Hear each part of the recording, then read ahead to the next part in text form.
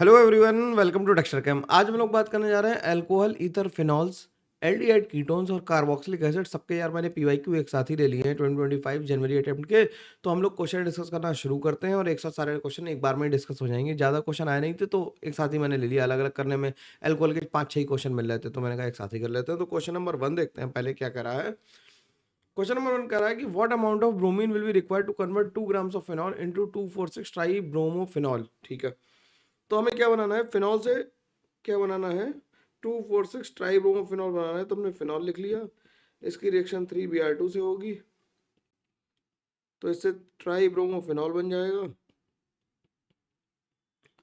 ठीक है, और 3 HBr बन जाएंगे। ठीक, तो रिएक्शन बैलेंस हो गई। अब हमसे कह रहा है कि क्या इसके कितने मोल्स हैं हमारे पास। इसके ग्राम्स हमें दिए हैं, 2 ग्राम्स दिया हुआ ऊपर। अगर 2 ग्राम्स दिया हुआ तो 2/94 मोल्स है। अगर इसके 2/94 मोल्स हैं तो इसके कितने चाहिए होंगे, हमें इसके चाहिए होंगे 2/94 इंटू 3 मोल्स। ब्रोमीन के में इंटू 3 चाहिए होंगे, तो मास ऑफ ब्रोमीन कितना चाहिए होगा, मास ऑफ Br2 रिक्वायर्ड कितना होगा, मोल्स इंटू मोलर मास। सही बात है, मोल्स इंटू मोलर मास, क्योंकि स्टोइचियोमेट्री कैसी है। मैंने यहाँ पे 3 क्यों लिया यार, 3 इसलिए लिया क्योंकि इसके 1 मोल से इसका 3 मोल रिएक्ट कर रहा है। तो 2/94 से कितने मोल से रिएक्ट करेंगे, 2/94 से इसके कितने करेंगे, 2/94 इंटू स्टोइचियोमेट्रिक कोफिशिएंट यानी इंटू 3 कर दिया। ठीक, तो मोलर मास कितना हो गया, मोल्स हो गए 2 × 3 ÷ 94 और मोलर मास हो गया 160।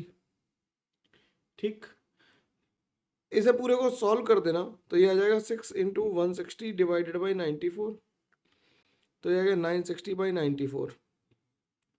ठीक, तो 10 से थोड़ा सा ऊपर आ रहा है। 10 से थोड़ा ऊपर वाला ऑप्शन कौन सा दिया हुआ है, ए ऑप्शन, 3 ऑप्शन दिया हुआ है तो 3 आंसर आ जाएगा। तो ये अप्रोक्सीमेटली 10.22 आ जाएगा। एग्जैक्ट नहीं आएगा, अप्रोक्सीमेट आएगा, लेकिन 10 के आसपास है। वो बिल्कुल कैलकुलेशन करने की जरूरत नहीं, एग्जैक्ट नंबर निकालने की जरूरत ही नहीं है, क्योंकि 960 ÷ 94 ऑलमोस्ट 10 पॉइंट समथिंग है। ये तो बात समझ में आ रही है, तो ज़्यादा करने की जरूरत ही नहीं है। तो आंसर क्या आ गया, सी आ गया इसका। ठीक है, अगला क्वेश्चन क्या कह रहा है। अगला क्वेश्चन कह रहा है the boiling point of alcohol and phenols increases with atomic number, मतलब number of carbon atoms. Carbon atom जैसे जैसे बढ़ते जाते हैं वैसे कैसे क्या होगा, एटॉमिक नंबर बढ़ता जाएगा। सिंपल सी बात है, कार्बन नंबर जितने ज्यादा होंगे मोलर मास उतना ज्यादा होगा, मोलर मास जितना ज्यादा होगा उतना क्या होगा, बॉइलिंग पॉइंट बढ़ेगा। तो बॉइलिंग पॉइंट किस पे डिपेंड करता है, बॉइलिंग पॉइंट डिपेंड करता है मोलर मास पे, ब्रांचिंग पे और इंटरमोलिकुलर हाइड्रोजन बॉन्डिंग पे। इन 3 बातों पे डिपेंड करता है। ठीक है, क्या कह रहा है, तो पहला स्टेटमेंट तो सही हो गया। दूसरा स्टेटमेंट क्या कह रहा है, दूसरा स्टेटमेंट कह रहा था the boiling point of alcohols and phenols are higher in comparison to other class of compound such as ether and alkanes. बिल्कुल सही बात है ये, क्योंकि इनमें क्या होती है, हाइड्रोजन बॉन्डिंग होती है। इनमें क्या होती है, इंटरमोलिकुलर एच बॉन्डिंग होती है। और इंटरमोलिकुलर एच बॉन्डिंग की वजह से क्या होगा, मॉलिक्यूल देर में उड़ पाएगा। दो लोगों को साथ में उड़ना मुश्किल काम है, जब मुश्किल काम है तो देर में उड़ेगा। तो दोनों स्टेटमेंट सही है, तो बोथ स्टेटमेंट ट्रू वाला ऑप्शन हम मार्क कर देंगे, यानी आंसर बना गया इसका। आसानी से हो पा रहे स्टेटमेंट वाले क्वेश्चंस में ज़्यादा दिक्कत आती है लोगों को, लेकिन आराम से करे जा सकते हैं। ठीक है, अगला क्वेश्चन क्या कर रहा है। अगला कह रहा था steam volatile compounds among the following are. तो स्टीम वोलेटाइल कंपाउंड वो हैं जिनमें इंट्रामोलिकुलर एच बॉन्डिंग हो सकती है। कैसी क्या हो सकती है, इंट्रामोलिकुलर एच बॉन्डिंग हो सकती है। अब इंट्रामोलिकुलर एच बॉन्डिंग की बात करें तो देखो पैरानाइट ऑर्थोनाइट्रोफिनॉल में होगी, ऑर्थोनाइट्रोफिनॉल में ये बन जाएगा यहाँ से। और सेम गोज विद ऑर्थोनाइट्रोएनिलीन के साथ भी यही होगा।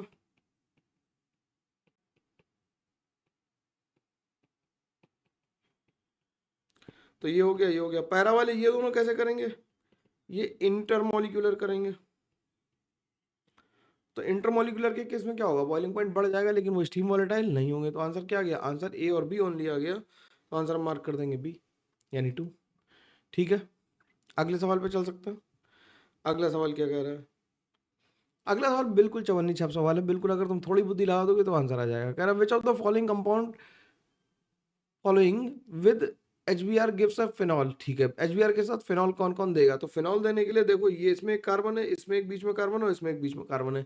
ये फिनॉल कभी बन ही नहीं सकते, क्योंकि बीच वाले कार्बन से H हटाओगे कैसे, CH2 हटेगा कैसे। तो सबसे आसान क्या है, इस पे H लगाओ, Br- आए, इस पे अटैक करो, ऐसे खोल दे। तो यहाँ से क्या बन जाएगा, यहाँ से बन जाएगा फिनॉल प्लस CH3Br। तो बिल्कुल पढ़ते ही सवाल हो जाएगा। कार्बन अगर तुमने ध्यान से देख लिए, बस इतना ही देखना था, गड़बड़ मत करना, क्योंकि टर्शरी ब्यूटाइल देख के लोग बहक जाते हैं और टर्शरी ब्यूटाइल कैटायन बना देते हैं और इसे कहते हैं ये फिनॉल है। अरे भैया फिनॉल नहीं, इससे क्या बनेगा, इससे बेंजाइल अल्कोहल बनेगा। क्या बनेगा, बेंजाइल अल्कोहल बनेगा। और इससे तो ये एसिटल है ये क्या है, ये एसिटल है, ठीक है, ये एसिटल है। ठीक, थोड़ी तबीयत यार खराब है इसलिए वीडियो थोड़ा सा डिले हुआ, मतलब तबीयत बिल्कुल ही नहीं ठीक है ना मेरी ना घर वालों की, तो बहुत दिक्कत हो रही है, हॉस्पिटल हॉस्पिटल खेल रहा हूँ आजकल। ठीक, फिर भी उम्मीद करता हूँ कि तुम्हें मेरी बात समझ में आ रही है। सवाल तुम देख रहे हो गले की हालत, लगा रहा हूँ तो मैं सपोर्ट चाहिए यार, मैं मतलब जान लगा के कर रहा हूँ काम अगला क्या कह रहा है the compounds which give positive Fehling test are, कौन कौन से पॉजिटिव फेलिंग टेस्ट दे रहे हैं। फेलिंग टेस्ट एरोमेटिक एल्डिहाइड्स नहीं देते, aromatic aldehydes do not give this test. Ketones तो वैसे भी नहीं दे रहा, तो ये भी नहीं देगा और कीटोन भी नहीं देगा, बचा कौन सा, ये एल्डिहाइड देगा, ये एल्डिहाइड देगा। अब ये कैसा है, ये अल्फा हाइड्रोक्सी है। ये कैसा है, अल्फा हाइड्रोक्सी कीटोन है। अगर ध्यान से देखो तो ये कीटोन है और ये अल्फा है, तो अल्फा हाइड्रोक्सी कीटोन है, ये तो देगा, अल्फा हाइड्रोक्सी कीटोन तो टेस्ट दे देगा। तो आंसर क्या आ जाएगा, सी डी और ई आ जाएगा। तो सी डी ई वाला आंसर कौन सा है, 4 है। सी डी ई वाला आंसर कौन सा है, 4 है। आसानी से हो पाया। अगला सवाल क्या कर रहा है, अगला सवाल कह रहा था major product of the following reaction is. अब एक्सेस ऑफ किससे कराई है, एल्कली से रिएक्शन करी और फिर रिफ्लक्स किया। रिफ्लक्स का मतलब कुछ नहीं होता, सिंपल बॉईल करके ठंडा कर देना, ठीक है, उसे हम रिफ्लक्सिंग कहते हैं। ठीक है, तो देखो क्या हुआ, तो देखो क्या हुआ, देखते हैं इस सवाल को, देखते हैं ढंग से, है ना। तो ये कह रहा है क्या कि CH3 CH2 CHO है, ठीक। इसकी रिएक्शन किससे कराई, SCHO से कराई और OH माइनस के साथ हीट कर रहे हैं। तो OH माइनस क्या करेगा, एसिडिक एच लेगा पहले और क्या बना देगा, CH3 CH माइनस CHO बना देगा भाई। ये रेजोनेंस करेगा, रेजोनेंस करके जब ये वापस आएगा, जब ये रेजोनेंस करके वापस आएगा तो किस पे अटैक कर देगा, ये फॉर्मल्डिहाइड के कार्बन पे अटैक कर देगा। तो इधर नेगेटिव आ जाएगा ये। तो क्या हुआ, यहाँ पे CH2OH हो गया और ये बन गया C डबल बॉन्ड और H। ठीक, तो हमें देखो तुम एक ऑप्शन में CH2OH भी दे रखा है। अब OH माइनस क्या करेगा, इसके आगे क्या करेगा, OH माइनस फिर से क्या करेगा, इससे H उठा लेगा फिर से। तो यहाँ पे निगेटिव आया, CH2OH आया, ये वाटर से H भी ले लेगा साथ में ना ठीक, यहाँ पे निगेटिव आया, अब क्या हो गया, ये CHO हो गया। ठीक, ये फिर से क्या करेगा, ये फिर से फॉर्मल्डिहाइड पे पहले इनॉल बनाएगा, ये फिर से ये इनोलेट बन जाएगा और इनोलेट किस पे अटैक कर देगा, इनोलेट वापस आके किससे अटैक करेगा, फॉर्मल्डिहाइड के कार्बन पे अटैक कर देगा। तो ये फिर टूट जाएगा। आसानी से मैकेनिज्म देखो, जुगाड़ मत सीखो, जुगाड़ सीखने से कभी भला नहीं होता, किसी का नहीं होता, है ना। तो CH2OH हो गया और ये क्या बन गया, यहाँ बन गया CH2OH और ये बन गया CHO। यहाँ तक तो हो गई एल्डोल। अब जब हमारे पास फॉर्मल्डिहाइड है तो अब कैनिजारो होगी, इसके पास भी अल्फा पे कोई H नहीं है और इसके पास भी अल्फा H नहीं है। तो OH माइनस क्या करेगा, OH माइनस कैनिजारो करेगा। यहाँ से क्या शुरू हो जाएगी, यहाँ से शुरू हो जाएगी कैनिजारो। तो OH माइनस क्या करेगा, OH माइनस क्या करेगा, OH माइनस इस पे H अटैक करेगा, ये ऊपर जाएगा। तो क्या बन गया, SCO माइनस बना, H बना और OH बना। ये वापस आया और इसने इस पे अटैक कर दिया, ये ऊपर चला गया। तो क्या बन गया, CH3CCH2OH, यहाँ पे आ गया CH2OH और यहाँ पे आ गया CH2OH। तो कार्बन से 3 CH2OH जुड़े होंगे, एक CH3 जुड़ा हुआ, तो ऐसा ऑप्शन तुम देखोगे तो फोर्थ ऑप्शन आ जाएगा, आंसर एकदम सही आ जाएगा, कोई इसमें दिक्कत की बात है नहीं कहीं से कहीं तक। ठीक, अगला क्वेश्चन, अगला क्वेश्चन कह रहा है given below are the two statement, consider the following reaction. एक रिएक्शन दी है जिसमें हमें क्या बनाए, ये जेम डाइऑल है। हम लोगों ने ये पढ़ा है कि जेम डाइऑल हमेशा क्या होते हैं, अनस्टेबल होते हैं। लेकिन ये जो लाइन ली गई है ये डेटाबेस है और डेटाबेस एक किताब है जिसका नाम है क्लिडन। है ना। क्लेटन का डायरेक्ट डेटाबेस यूज किया है, गलत बात है, नहीं करना चाहिए, लेकिन कर लिया है तो हम लोग क्या कर सकते हैं, हम लोग सवाल का आंसर बता सकते हैं सही। तो फॉर्मेल्डिहाइड का जो के है वो बिल्कुल सही लिखा है, और 40% aqueous solution 40% aqueous solution of SCHO is known as, क्या कहते हैं, known as formalin, which is a preservative।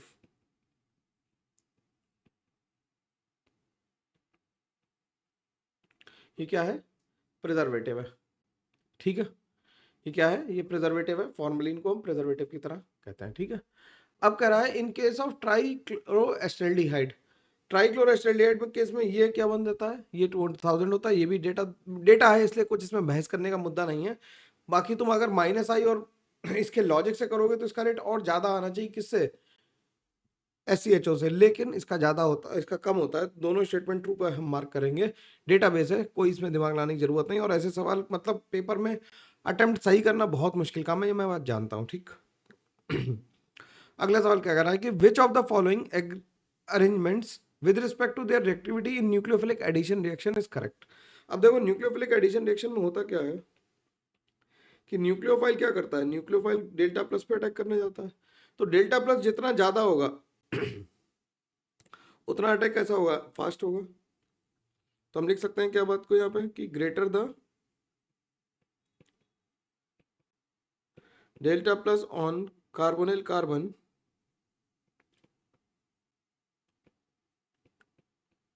greater will be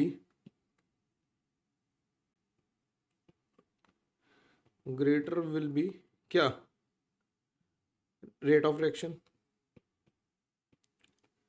ठीक, फास्ट हो जाएगी रिएक्शन। अब देखो पहला क्या है, पहला एसिटोफिनॉन है, एसिटोफिनॉन ऐसा बना लिया। अब हमें डेल्टा प्लस की स्टेबिलिटी चेक करनी है, पहले ऑप्शन से चेक करना है क्योंकि ऑप्शन सब में सेम है, बस उनका ऑर्डर ऊपर नीचे किया गया है। ऑर्डर ऊपर नीचे किया गया वो तो हम देख लेंगे, उसकी तो कोई बात ही नहीं ऑर्डर की, तो है ना। तो देखो क्या कह रहा है, पैराटोलिल बेंजल्डिहाइड कह रहा है, पैराटोलिल एल्डिहाइड कह रहा है। तो पैराटोलिल एल्डिहाइड ये हो गया, फिर बेंजल्डिहाइड कह रहा है,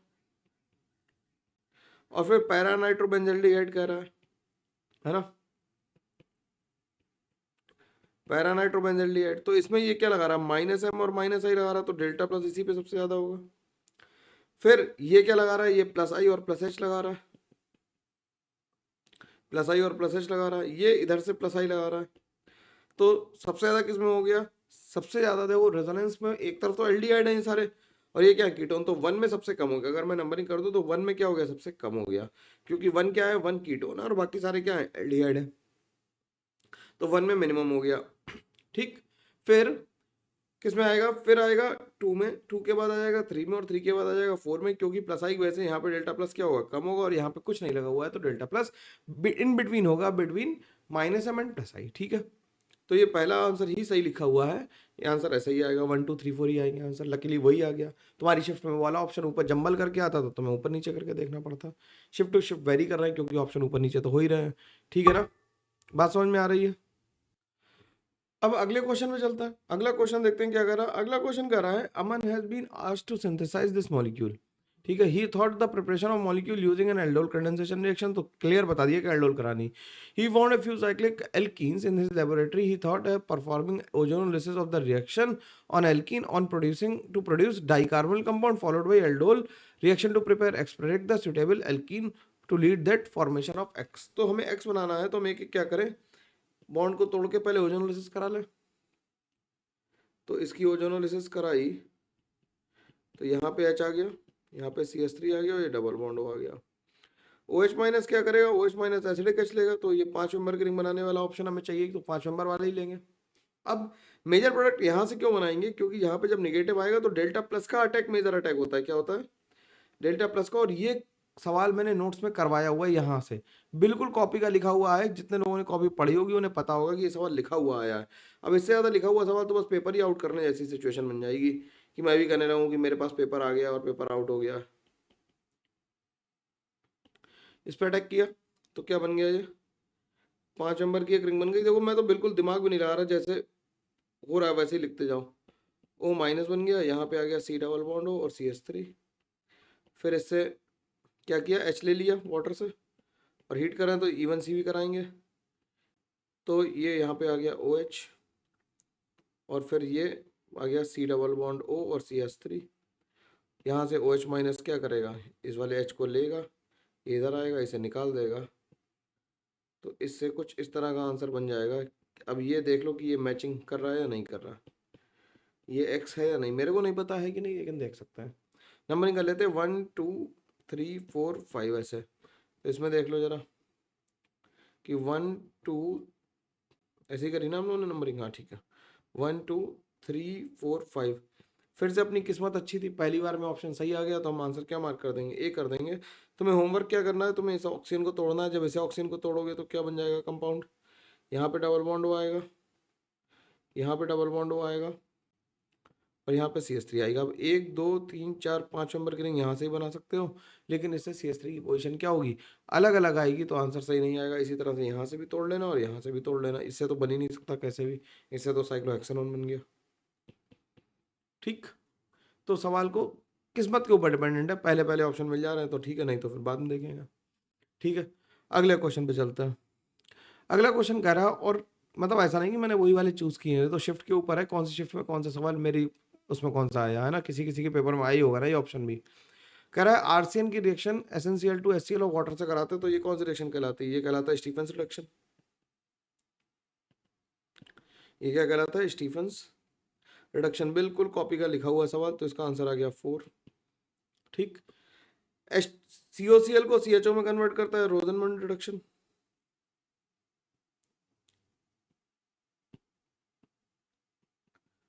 ठीक, फिर CrO2 Cl2 से रिएक्शन कराई, CrO2 Cl2 से रिएक्शन कराई, तो कौन सी रिएक्शन होती है, इटार्ड। इटार्ड आजकल बहुत बार पूछी जा रही, तो एक बार फिर से रिवाइज करके जाना। और COHCl से तो कोच है, तो ये तो गाटरमैन कोच है ना, तो इसका आंसर आ गया का, इसका आ गया 2, इसका आ गया 1, इसका आ गया 3। तो 4 3 1 2 देख लो, 4 3 1 2, 4 3 1 2 एक ही ऑप्शन में दे रखा है, तो आंसर डी आ गया। ठीक, 4 ऑप्शन में दे ही नहीं रखा, तो उसी से खत्म हो जाता सवाल। अगला सवाल क्या कर रहा है, both aldehyde and ketones individually undergoes the following reactions, choose the correct option for the following. ठीक है, अब एल्डिहाइड और कीटोन दोनों ही हैं, एल्डिहाइड और कीटोन, एस्टल्डिहाइड और एसीटोन, मैं एल्डिहाइड और कीटोन पढ़ रहा हूँ, एस्टल्डिहाइड और एसीटोन है। अब एस्टल्डिहाइड और एसीटोन अगर हैं, तो हमसे कह रहा है कि करेक्ट ऑप्शन कौन कौन सी रिएक्शन देंगे, तो एस्टल्डिहाइड आइडोफॉर्म देगा देगा क्योंकि इसके पास क्या है, COCH3 ग्रुप है, देखो दिख रहा है, और इसके पास भी है। एल्डोल दोनों देंगे क्योंकि इसके पास क्या है, इसके पास भी अल्फा एच है, इसके पास भी अल्फा एच है, तो एल्डोल देंगे। ठीक, कैनिजारो नहीं देंगे क्योंकि अल्फा एच है। टॉलरेंस टेस्ट कीटोन नहीं देगा, कीटोन्स वोंट गिव। ठीक, और क्लेमेंशन दोनों दे देंगे, तो ए सी और ई आंसर आ जाएगा। ठीक है, ए सी और ई आंसर आ जाएगा, सही। अगला सवाल क्या कर रहा है, अगला सवाल कर रहा है molecule P on treatment with acid undergoes rearrangement to give Q, Q on ozonolysis followed by reflux in alkene gives R, the structure of R is this. ठीक है, फिर से वही सवाल आ गया, तो हमें क्या करना है, स्ट्रक्चर ऑफ पी बताना है, तो पी बताने के लिए क्या करो, पहले ऑप्शन को चेक करो, पहले ऑप्शन को चेक कर लो। ये एल्कीन थी, इस पे H प्लस का अटैक कराया। ठीक, H प्लस का अटैक कराया, क्या बन गया, यहाँ से कार्बोकेटाइन बन गया, ये रीअरेंज हुआ, रिंग एक्सपेंशन हुआ, 1 2 बॉन्ड शिफ्ट हो गई, यहाँ से 1 2 क्या हुई, बॉन्ड शिफ्ट हुई, 1 2 बॉन्ड शिफ्ट हुई, तो क्या बन गया, ये बॉन्ड यहाँ पे पहुंच गया, तो ये डबल बॉन्ड आ गया, और यहाँ पे आ गया प्लस। सही है, नंबरिंग कर लो इसे कि 1 2 3 4 5 6, तो 1 पे आ गया ये डबल बॉन्ड, 2 पे आ गया ये, 3 4 5 6 बन गया ये। ठीक, अब इस पे क्या होगा, 1 2 मिथाइल शिफ्ट होगी, 1 2 मिथाइल शिफ्ट भी होगी यार, 1 2 मिथाइल शिफ्ट हुई, तो 1 2 मिथाइल शिफ्ट के बाद कार्बोकेटाइन यहाँ आ गया, और फिर यहाँ से H निकाल के ये एल्कीन बन गया। फिर इसकी ओजोनोलिसिस हुई।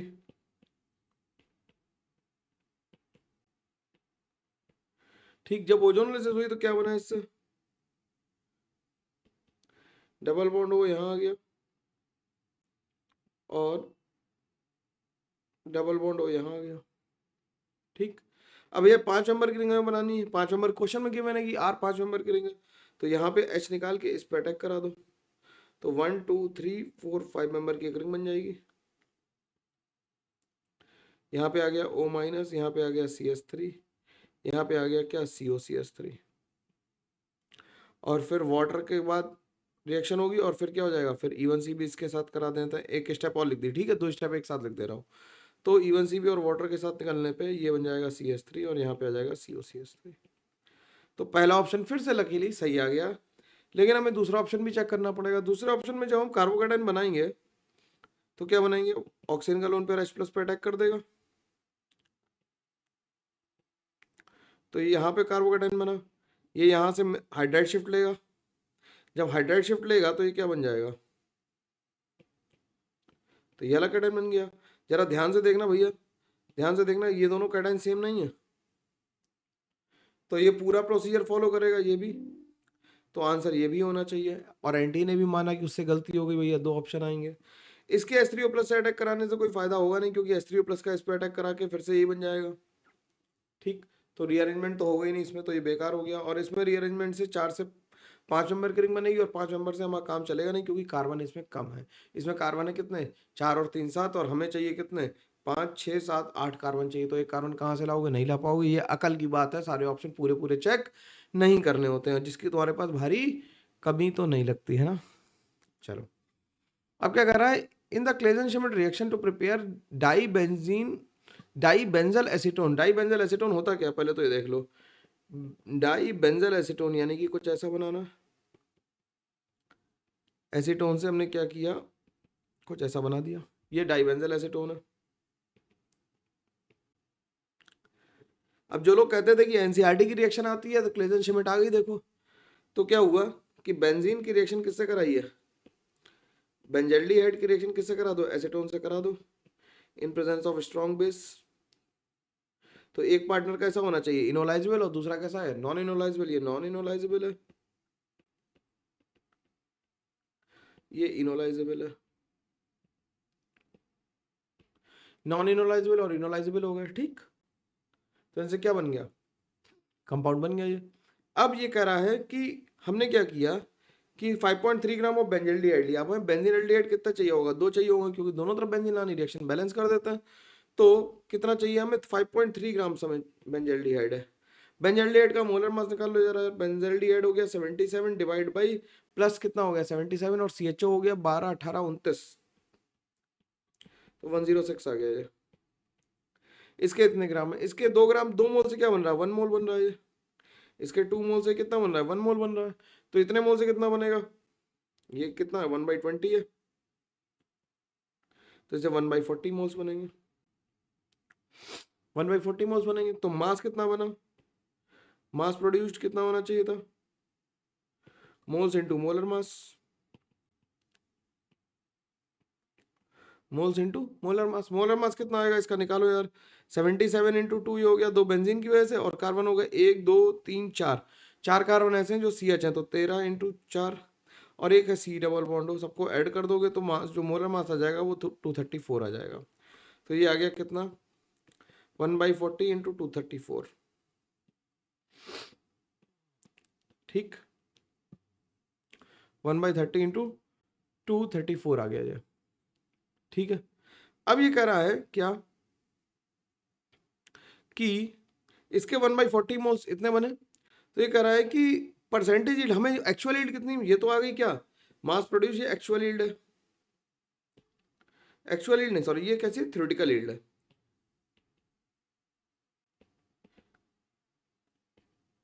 और एक्चुअल यील्ड हमें गिवन है, एक्चुअल यील्ड है 3.51 ग्राम्स, ठीक, एक्चुअल यील्ड है कितनी, 3.51 ग्राम। इसे अगर काटना चाहो तो काट दो, यहाँ डेसिमल लगा दो, तो ये आ जाएगा 4 पंजे 20, 5 ग्राम से कुछ ऊपर आएगी, 4 पंजे 20 बचा 3, तो लिख दें 4 बटे 32 बचा 2, ये इतने ग्राम्स आ गई, ठीक। तो तुम्हें परसेंटेज यील्ड कितनी आ गई, परसेंटेज यील्ड आ गई 3.51 डिवाइडेड बाई 5.85, इंटू 100। ठीक ठीक है, तो ये 60% आ जाएगी।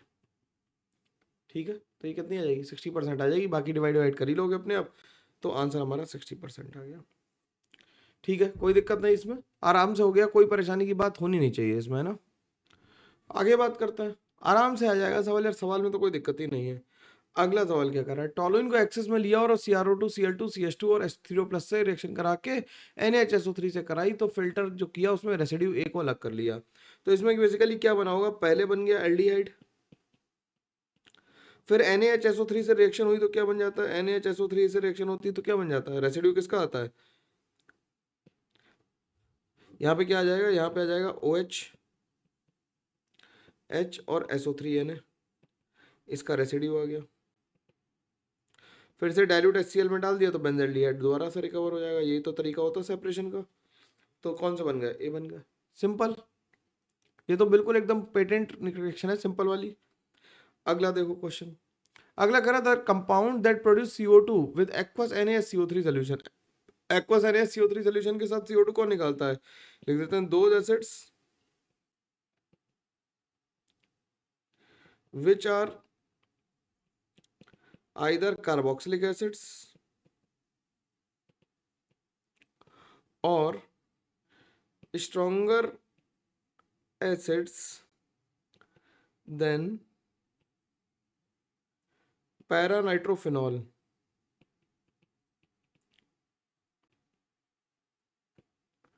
will give